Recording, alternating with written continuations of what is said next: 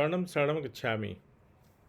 मैं राधा रमन त्रिपाठी। आज 27 दिसंबर 2025। सबसे पहले 3 परमनाथ और उसके बाद आज गाँवों के बारे में, गाँव में होने वाली समस्याओं और उसके निदान के लिए पितृवाई से कैसे हल हो उसके बारे में चर्चा करूँगा। तो सबसे पहले 3 परमनाथ।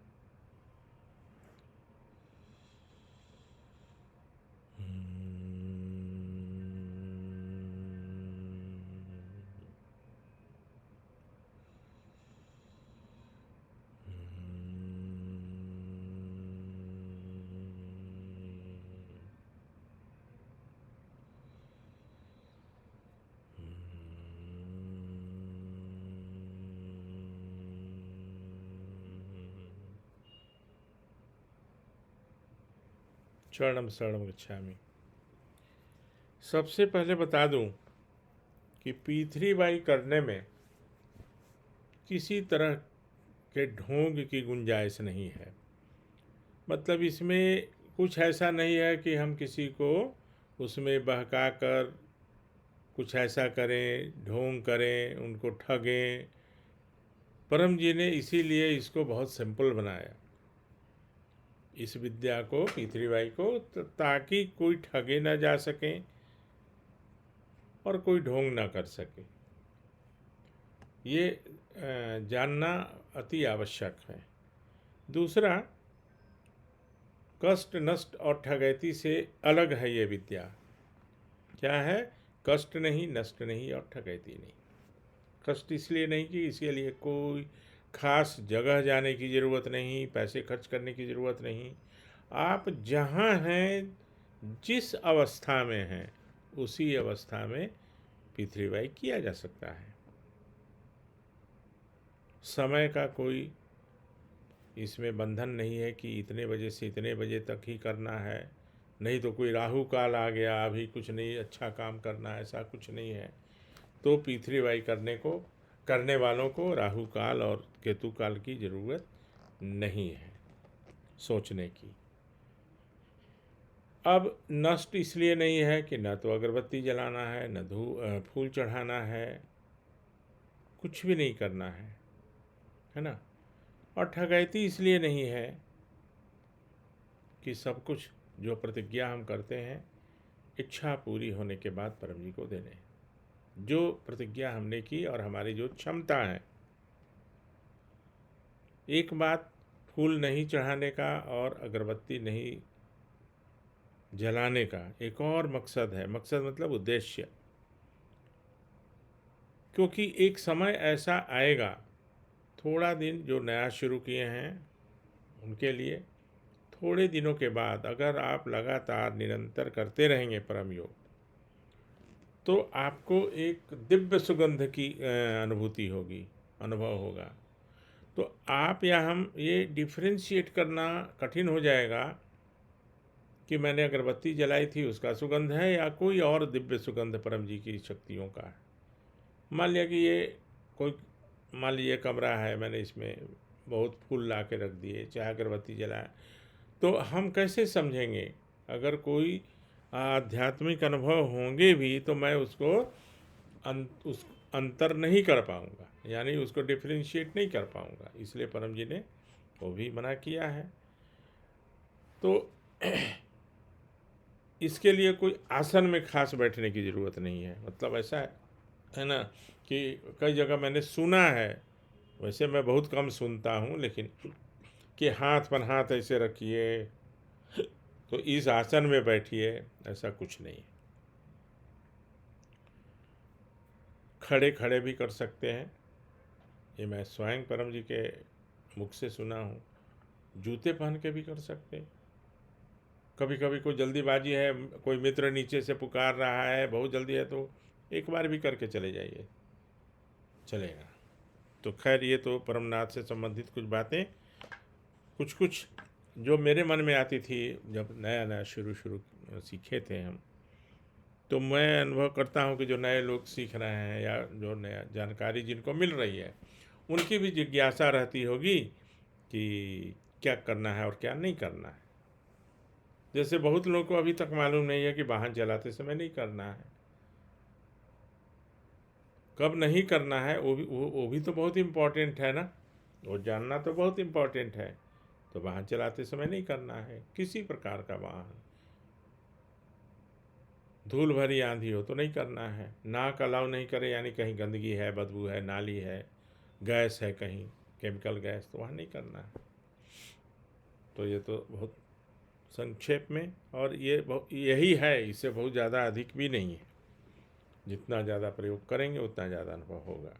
तो मैं कह रहा था कि गांव से जुड़ी समस्याओं के बारे में कुछ बताना चाहता था। हमारे देश की आज भी 3/4 आबादी गांव में रहती है। चाहे हम शहर में रहते हों, मैं भी, मेरा जन्म भी गांव में ही हुआ है, मेरा बचपन गांव में बीता है। तो गांव की समस्याएं बहुत होती हैं, खेती से लेकर, और ज़्यादा लोग आश्रित रहते हैं खेती पर। जो गांव में रहते हैं वो एग्रीकल्चर यानी खेती से अपनी आय उपार्जन करते हैं, कमाते हैं, इनकम करते हैं। और हम भी शहर में बैठ के जो आनंद लेते हैं उन लोगों की ही वजह से लेते हैं। अनाज वो उपजाते हैं और हम लोग यहाँ बैठ के ऑफ कोर्स उसका मूल्य दे के हम लोग खाते पीते हैं, लेकिन ये उनकी ही कृपा है। उन किसान भाइयों को नमस्कार करने लायक है, सैल्यूट करने लायक। तो गांव में समस्या क्या है, बहुत तरह की समस्याएं आती हैं। ज़मीन का झगड़ा, थोड़ा सा ज़मीन किसी का पानी इससे में उसमें चला गया, उसके लिए झगड़ा। तो ऐसे लोगों को समझाना चाहिए और पृथ्वीबाई सिखाना चाहिए कि हे परम जी, छोटी छोटी बातों पर झगड़ा ना हो। 9वां वाक्य, तो परमं शरणं गच्छामि, हंसं शरणं गच्छामि, अद्वैतं शरणं गच्छामि, आनंदम शरणं गच्छामि, चरणं शरणं गच्छामि। हे परम जी, मुझ पर कृपा करो। सिर झुकाकर परम जी को नमस्कार करता हूँ। हे परम जी, छोटी छोटी बातों पे झगड़ा ना हो, पड़ोसी से झगड़ा ना हो, खेत में पानी के बंटवारे के लिए झगड़ा ना हो, इत्यादि इत्यादि। इच्छा पूर्ण होते ही पकड़ में कुछ रुपए परम जी को दूंगा, इच्छा पूर्ण होते ही पकड़ में कुछ नए व्यक्तियों को किसी भी माध्यम से पृथ्वीबाई सिखाऊंगा। तो ये है, अब ये तो शुरुआत है। अब खेत में बीज डालने से लेकर फसल काटने तक बहुत सारी समस्याएं आती हैं। कभी बाढ़ आ जाती है, कभी सूखा हो जाता है। तो सूखा का तो कोई उपाय नहीं है, उसके लिए तो व्यवस्था करनी पड़ेगी। एक बात है कि अगर उस एरिया के 80%, मान लीजिए कि एक गांव है जिसकी आबादी 1000 है, सब एग्जाम्पल दे रहा हूँ, तो मेरे लिए अकेले तो वर्षा नहीं होगी। मेरे लिए वर्षा रुक सकती है। वर्षा हो रही है तो मेरा कोई फंक्शन है तो वर्षा रुक सकती है सर्टेन आवर्स के लिए, 2 4 6 घंटे के लिए। लेकिन मेरे लिए, पूरे गांव के लिए वर्षा नहीं होगी। उसके लिए परम जी ने क्या कहा है कि अगर उस गांव के या उस शहर के 80%, 20% तो नहीं ही करेंगे, लेकिन 80% को तो करना पड़ेगा, तो वर्षा भी हो सकती है। ये बहुत अद्भुत बात बता रहा हूँ। तो मान लें कि कोई गांव है जिसकी आबादी 1000 है या 10,000 है, तो 10,000 में अगर 8,000 लोग पृथ्वीबाई करेंगे और 9वें वाक्य में बोलेंगे, हे परम जी, सूखा पड़ने जा रहा है, फसल की बर्बादी हो जाएगी, वर्षा हो, इच्छा पूर्ण होते ही कुछ रुपये पकड़ में कुछ रुपए परम जी को दूंगा, इच्छा पूर्ण होते ही पकड़ में कुछ नए व्यक्तियों को किसी भी माध्यम से पृथ्वीबाई सिखाऊंगा। तो निश्चित वर्षा होगी। ये करने लायक है, इसलिए मैं चाहता हूँ कि गाँव में इसका अधिक से अधिक प्रचार हो। उसका एक लाभ क्या और होगा, जितने एरिया में अभी पृथ्वीबाई बहुत लोग नहीं करते हैं, फिर भी उनको फसल हो रहा है। तो मान लिया कि किसी को 5 क्विंटल फसल होता है किसी खेत में, तो कम से कम 10 क्विंटल होगा, कम से कम 4 टाइम्स तक होता है, माने 20 क्विंटल भी हो सकता है। ये अपने आप में एक अद्भुत बात है। तो उससे क्या होगा कि उनकी आय बढ़ेगी।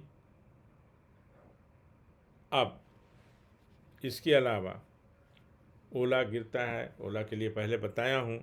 तो 9वें वाक्य में, हे परम जी, ओला वृष्टि होने की संभावना है, मेरे खेत में ओला कम से कम गिरे। इच्छा पूर्ण होते ही पकड़ में कुछ रुपए परम जी को दूंगा, इच्छा पूर्ण होते ही पकड़ में कुछ नए व्यक्तियों को किसी भी माध्यम से P3Y सिखाऊंगा। तो ओला तो गिरेगा, वो तो प्राकृतिक है, वो नेचुरल, वो गिरेगा, वो घटना। लेकिन हमारे या आपके खेत में एक दो गिरेगा, कम से कम में वो भी आता है। कम से कम में क्या होगा कि वो नहीं के बराबर गिरेगा, तो नुकसान तो मेरा बच गया। आप आजू बाजू के लोगों को बता भी सकते हैं कि देखो भाई मैंने P3Y किया और मेरा नुकसान नहीं हुआ अपने आप में। तो पेड़ में फल भी लग जाता, बगीचे में, गांव में बहुत लोगों का बगीचा होता है उसी समय। अब आंधी का तो कोई ठिकाना नहीं कब आ जाएगा। मेरा मान लिए आम का ही 10 पेड़ है, वो भी मेरे आय का स्रोत है, इनकम का।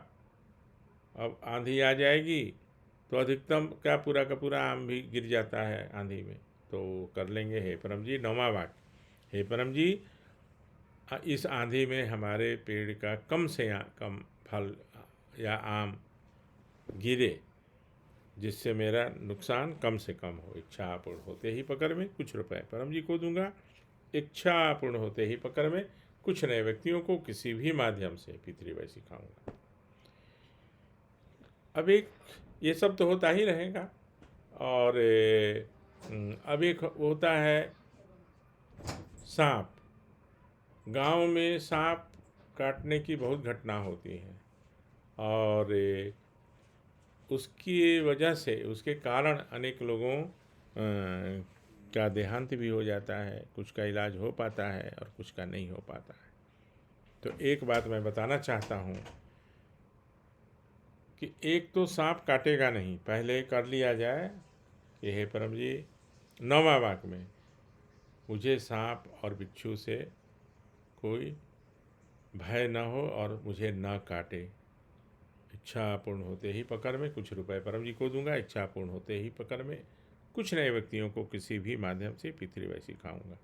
क्योंकि रात में, दिन में जो हमारे किसान भाई लोग होते हैं, खेतों में जाते रहते हैं, पुराने जगह बैठे रहते हैं, सांप भी कभी कभी, तो वो कर लेंगे तो काटेगा नहीं, वो भाग जाएगा, पक्का भाग जाएगा। और अगर कभी किसी को काट लिया तो उसी समय करेंगे 9वां वाक्य कि हे परम जी मेरे शरीर में सांप का जहर न फैले। तो आश्चर्यजनक होगा कि वो जहाँ भी काटा है ना, वो वहाँ पे लगेगा जैसे किसी ने ऐसे पकड़ लिया, जकड़ लिया, सो दैट कि मुझे डॉक्टर के पास जाने का समय मिल जाएगा और फिर इलाज अच्छे से हो जाएगा। इलाज भी कराना है, ऐसा नहीं है, लेकिन हमारी जान बच जाएगी। इसमें ये करना चाहिए। तो ऐसी ऐसी और बहुत सारी बातें हैं। आंधी तूफान, ओला, है ना, अधिक वर्षा, इतनी इतनी वर्षा होगी कि वो सब बह जाएगा फसल। और जब फसल तैयार हो उसी समय अगर बहुत ज़्यादा वर्षा होगी तो उसमें भी खतरा है। तो उससे बचत होती है और उससे होगी, इसमें कोई शंका नहीं है। तो ये सब जो है गांव की समस्या है, लोगों को बताइए, गांव में ज़्यादा लोगों को सिखाइए। क्योंकि हमारी आबादी, हमारे देश की अधिकतम आबादी अभी भी गांव में रहती है, वहाँ बताने का भी स्कोप है। मैं अपने को आपके सुपुर्द करता हूँ कि आप अगर कभी कहेंगे कि यहाँ चलना है, अभी तो मैं महाराष्ट्र में ज़्यादा रहता हूँ, तो महाराष्ट्र में भी चाहता हूँ कि गांव में लोगों को जाकर सिखाऊं, और जो जहाँ हैं वहाँ अपने लोगों को सिखाएं। इससे उनकी आमदनी भी बढ़ेगी, सुरक्षित भी रहेंगे, दुर्घटनाओं से प्रभावित नहीं होंगे और जीवन खुशहाल रहेगा, मन शांत रहेगा। तो आज और भी बहुत सारी समस्याएं होती हैं, आप लोग नोट करके अगर मेरे कमेंट में भेजिएगा तो उस पर और भी 9वां वाक्य बनाया जाएगा। गांव में बहुत तरह की समस्या होती हैं। तो इतना कहते हुए अभी मैं आपसे विदा लेता हूँ और कल फिर आपसे बात करूँगा। शरणम शरणम गच्छामि।